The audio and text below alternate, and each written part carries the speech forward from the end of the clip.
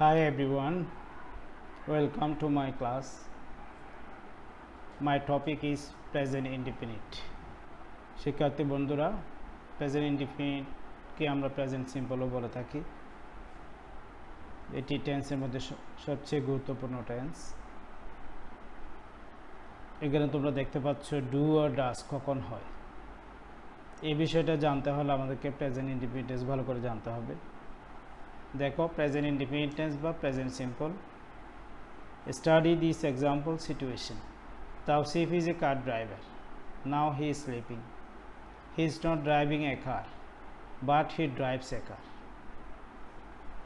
সে যে কাজটা সচরাচর করে থাকে, সে কার ড্রাইভ করে। এখন কিন্তু সে ঘুমাচ্ছে। তাহলে যে কাজটা নিয়মিত করে সেটা হচ্ছে প্রেজেন্ট সিম্পল টেন্স। এখানে ভার্বের সাথে এস যোগ হয়েছে, হি ড্রাইভস। এখানে যদি ওয়ার্ক থাকতো হি ওয়ার্কস হতো, এখানে ডু থাকলে হি ডাস হতো। তাহলে আমরা বুঝতে পারছি ভার্বের সাথে এস বাই এস যুক্ত হবে, অথবা কখন ভার্বের সাথে এস বাই এস যুক্ত হবে না। আই, উই, ইউ, দে এইগুলো যখন সাবজেক্ট থাকবে তখন ভার্বের সাথে কোনো এস বাই এস যোগ হবে না। I drive, we drive, you drive, they drive. I work, we work, they work, etc. তাহলে এস বাই এস কখন যুক্ত হয়? যদি subject third person singular number হয়। যেমন তাওসিফ ড্রাইভস, তাওসিফ ওয়ার্কস, তাওসিফ ডাস। আমরা একটু পার্সন সম্পর্কে জেনে নিই। আই হচ্ছে ফার্স্ট পারসন সিঙ্গুলার, একজন। আমরা একাধিক, প্লুরাল, ফার্স্ট পারসন প্লুরাল। তাহলে ফার্স্ট পারসন হচ্ছে দুইটা, I and we. Second person you, your তো তুমি, আবার ইউর তো তোমরাও। কাজেই second person singular plural same, you. Third person singular হচ্ছে হি, শি, ইট অথবা কোনো নাম, তাওসিফ, করিম, ঢাকা, যে কোনো সিঙ্গেল নাম অথবা তার পরিবর্তে যে প্রোনাউন বসে, হি অথবা শি অথবা ইট, এগুলো হচ্ছে থার্ড পারসন সিঙ্গুলার নাম্বার। আর they third person plural number. তাহলে এস বাই এ যোগ হবে শুধুমাত্র যখন প্রেজেন্ট ইনডিফিনিট টেন্সে subject third person singular number হবে, অর্থাৎ তাওসিফ, হি, শি, ইট ইত্যাদির ক্ষেত্রে ভার্বের সাথে এস বাই এ যোগ হবে। Okay, the uses of present simple. Present simple টেন্সটা আমরা কখন ব্যবহার করব? থিংস ইন জেনারেল, সাধারণ বর্তমান সময়ে সাধারণ কোনো ঘটনা বোঝাতে। That something happens all the time, যা বারবার হয়ে থাকে, সবসময় হয়ে থাকে। দ্যাট সামথিং হ্যাপেন্স রিপিটেডলি, যেটা বারবার হয়। সামথিং ট্রু ইন জেনারেল, যেটা সত্য অথবা চিরন্তন সত্য। এই সকল বিষয়ে আমরা প্রেজেন্ট সিম্পল টেন্স ইউজ করে থাকি। উদাহরণগুলো লক্ষ্য করো। Nurse look after patients in hospital, এটা তার ডিউটি। নার্স হাসপাতালে রোগী দেখাশোনা করে, এটা তার নিয়মিত কাজ। এটা present simple. I usually go away at weekends, সপ্তাহের শেষ দিবসের ছুটির দিনে আমি দূরে কোথাও বেড়াতে যাই। যেমন আমরা দ্বিতীয় পিকচারে দেখতে পাচ্ছি একটা ফ্যামিলি বেড়াতে বের হয়েছে। এটা একটা নিয়মিত অভ্যাস যে আমি সপ্তাহ শেষে বেড়াতে বের হই। The earth goes round the sun, পৃথিবী সূর্যের চতুর্দিকে ঘুরে, এটা একটা চিরন্তন সত্য, সব সময়ের জন্য সত্য ঘটনা। The shop opens at 7 AM, সকাল 7টায় দোকানটি খুলে, এটা আরেকটা নিয়মিত অভ্যাস বা নিয়মিত একটি ঘটনা যেটা সচরাচর প্রতিদিন হয়। কাজেই প্রেজেন্ট সিম্পল বোঝাতে আমরা বুঝতে পারছি সেটা হয় অভ্যাস বোঝাবে, না হয় সাধারণ কোনো ঘটনা বোঝাবে, না হয় নিয়মিত অভ্যাস বোঝাবে, অথবা যেই কাজটা বারবার হয়ে থাকে সেই কাজটি বোঝাবে। মনে রাখতে হবে বন্ধুরা, কখন ভার্বের সাথে এস যোগ হচ্ছে, কখন হচ্ছে না। I work but he works, এখানে হি হওয়াতে ভার্বের সাথে এস যোগ হয়েছে, he third person singular number. They teach, এটা দে হচ্ছে third person but plural number, এই জন্য টিচ কোনো এস যোগ হয় নাই। মাই সিস্টার টিচেস, এখানে টিচের সাথে ইয়ে যুক্ত হয়েছে, এখানে মাই সিস্টার হচ্ছে third person singular number. You sleep, এখানে ইউ সেকেন্ড পারসন, তাই স্লিপ হয়েছে but Lima sleeps, Lima third person singular number. কাজেই প্রেজেন্ট ইনডিফিনিট টেন্সে যখন subject third person singular number হবে তখন ভার্বের সাথে এস বা ইএস যুক্ত হবে। We use do or does to make question and negative sentences. প্রশ্ন করার জন্য আমরা ডু ডাস ইউজ করে থাকি। ডু ইউজ হয় আই, ইউ দে এদের সাথে। Do I work, do you work. ঠিক একইভাবে ডাস ইউজ হয় third person singular number he, she, ইটের সাথে।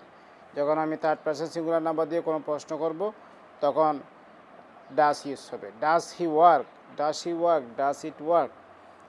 আবার নেগেটিভ সেন্টেন্সের ক্ষেত্রে আমরা সাবজেক্টের পরে আই, ইউ দে এর সাথে ডোন্ট বসাবো, আর হি, শি, ইট এগুলোর সাথে ডাস নট বসাবো। আই ডোন্ট ওয়ার্ক, কিন্তু হি হলে হবে he doesn't work. We don't work, she doesn't work. তাহলে আমরা বুঝতে পারছি কোয়েশ্চেন করার সময় থার্ড পারসন সিঙ্গুলার নাম্বারের সাথে হবে ডাস আর বাকি সবার সাথে হবে ডু, এবং ডাসটা সাবজেক্টের আগে বসবে। আর নেগেটিভ সেন্টেন্স করার সময় থার্ড পারসন সিঙ্গুলার নাম্বারে সাবজেক্টের পরে ডাস নট বসবে। যেমন he does not, she does not, it does not. I come from Canada, where do you come from, এখানে ইউ সাবজেক্ট, এই কারণে ডু হয়েছে। I don't go away very often, I don't go, আয়ের জন্য don't. What does the word mean, the word এখানে third person singular number, সেই কারণে does হয়েছে। Rice does not grow in cold country, এখানে রাইসের সাথে ডাজ নট হয়েছে কারণ এটা third person singular number. In the following examples do is also the main verb, বলা হচ্ছে ডু মেইন ভার্ব হিসেবে ইউজ হয়। যেমন ডু ইউ ডু, এখানে প্রথম ডুটা অক্সিলারি ভার্ব, তারপরে ডুটা হচ্ছে main verb. Does not do etcetera. What do you do, এখানে ডু অক্সিলারি, পরে ডুটা হচ্ছে main verb. I work in a shop, he is always so lazy, he does not do anything to help, এখানে does হচ্ছে auxiliary verb আর do হচ্ছে main verb. আশা করি তোমরা বুঝতে পেরেছো। এবার খেয়াল করো some other uses of present simple. We use the present simple to say how often we do things. এখানে মনে রাখতে হবে অফটেন শব্দটা আমরা অফেন শব্দ ইউজ করে থাকি, often or often. We use the present simple to say how often we do things, আমরা কখন কখন বিভিন্ন কাজগুলো করে থাকি, কত মাত্রায় করে থাকি, কতবার করে থাকি ইত্যাদি বিষয় বোঝাতে প্রেজেন্ট সিম্পল টেন্স। যেমন I get up 5 o'clock every morning, আমি প্রতিদিন 5টায় ঘুম থেকে উঠি, তাহলে প্রত্যেক দিন উঠি, প্রতিদিনের ঘটনা, যে কাজটা প্রতিদিন হচ্ছে, এটা একটা অভ্যাস বোঝাচ্ছে। How often do you go to the dentist, তুমি কতবার ডেন্টিস্টের কাছে যাও। এখানে ডু ইউ গো, ইউর আগে do, not does. Nazif usually goes away 2 or 3 times a year, সে বছরে 2-3 বার দূরে কোথাও বেড়াতে যায়, তাহলে এটা নাজিফের অভ্যাস। Nazif third person singular number, এই জন্য গোস হয়েছে। Lima doesn't take tea very often, প্রায় সময় সে চা পান করে না, এখানে ডাজন্ট কেন হয়েছে, lima third person singular number. তাহলে কোনো একটা জিনিস বারবার হচ্ছে, প্রায়ই হচ্ছে, তার অভ্যাস ইত্যাদি বোঝাতে কি হয়, প্রেজেন্ট সিম্পল টেন্স হয়ে থাকে। ওকে বন্ধুরা, some other uses of simple present, আরও কিছু সিম্পল প্রেজেন্টের ব্যবহার হয়েছে। যেমন sometimes we do things by saying something, আমরা কিছু কাজ করা, কিছু কথা বলে তারপর কিছু কাজ করে থাকি। সামটাইমস উই ডু থিংস, মাঝে মাঝে আমরা কিছু কাজ করি যেগুলোর পূর্বে বাই সেইং সামথিংস আমরা কিছু বলি। যেমন for example when you promise to do something you can say I promise, আমি প্রমিস করে বলছি I promise I will help you. তাহলে একটা কথা বলার পর আই প্রমিস, তারপরে বলতেছি কি আমি তোমাকে সাহায্য করব, যে কাজটি করব তার আগে আমি প্রমিস করতেছি। ঠিক একই রকম I suggest that you will take science, আমি তোমাকে প্রস্তাব করছি যে তুমি সায়েন্স নেবে। I apologise to you, I apologise that I have done wrong. I advise you that you must good to meet your mother. I agree that I will help you in crisis. I hope I will visit India again. So I hope, I agree, I advise, I apologize, I suggest, I promise, এগুলো সবসময় simple present ফর্মে হবে। I promising, আমি প্রতিজ্ঞা করছি যে, যদিও বাংলায় আমি প্রতিজ্ঞা করছি বলি, কিন্তু ইংলিশে হবে আই প্রমিস। আই সাজেস্ট, আমি প্রস্তাব করছি যে, বাট ইংলিশটা হবে কি I suggest that, I am suggesting that হবে না। কাজেই I suggest, I hope, I agree, I advice কিছু কথা বলে তারপর যখন কোনো একটা কাজ করা বোঝায়, সামথিং উই ডু থিংস, আমরা কিছু কাজ করি বাই সেইং সামথিংস, কিছু বলে, সেই ক্ষেত্রে ওটা সিম্পল প্রেজেন্ট হবে। কোনটা সিম্পল প্রেজেন্ট হবে? যেটা আমরা বলি, যেই কাজটা করি সেটা অন্য টেন্সে হবে। যেমন I promise I won't be late, I will not be late, এটা ফিউচার টেন্স। বাট আই প্রমিসটা সিম্পল প্রেজেন্ট, প্রথমে যে কথাটা দিয়ে শুরু করব সেটা হবে simple present. Okay, some other uses of simple present, আরও কিছু সিম্পল প্রেজেন্টের গুরুত্বপূর্ণ ব্যবহার রয়েছে, বন্ধুরা খেয়াল করো। Present simple with a future meaning, কিছু প্রেজেন্ট সিম্পল আছে যেগুলো ভবিষ্যৎ অর্থে ব্যবহৃত হয়। We use the present simple when we talk about time tables, কোনো একটা সময়ের ব্যাপারে কথা বললে টাইম টেবলস, নির্দিষ্ট একটা সময়ে নির্দিষ্ট কাজ হবে। প্রোগ্রামস, কোনো একটা অনুষ্ঠান সম্পর্কে, আর ফিক্সড প্ল্যানিং, অথবা নির্ধারিত একটা পরিকল্পনা সম্পর্কে বললে আমরা সেই ক্ষেত্রে সিম্পল প্রেজেন্ট ইউজ করব ভবিষ্যৎ অর্থে, ফিউচার অর্থে। For public transport, fixed programme etcetera. My train leaves at 8:30 am, so I need to be at the station by 8:15 am. আমার ট্রেনটা 8:30টায় ছাড়বে, তাহলে এটা একটা fixed time. So I need to be at the station, তাই আমাকে স্টেশনে পৌঁছতে হবে 8:15।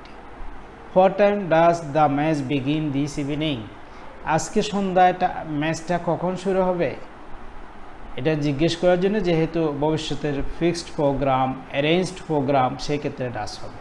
টুমোরো ইজ সানডে, আগামীকাল Sunday, fixed.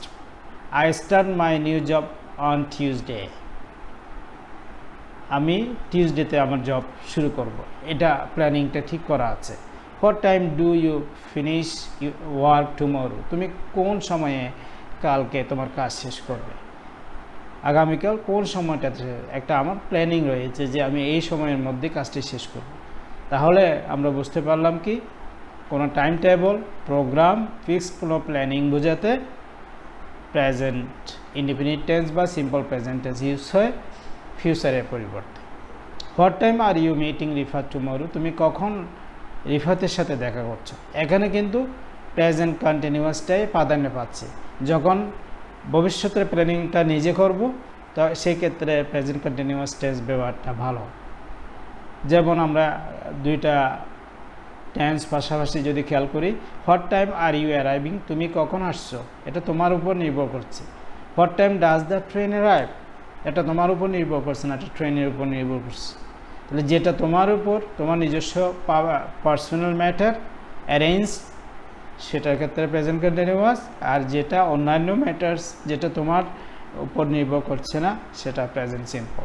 I am going to cinema this evening, এটা আমার ইচ্ছা।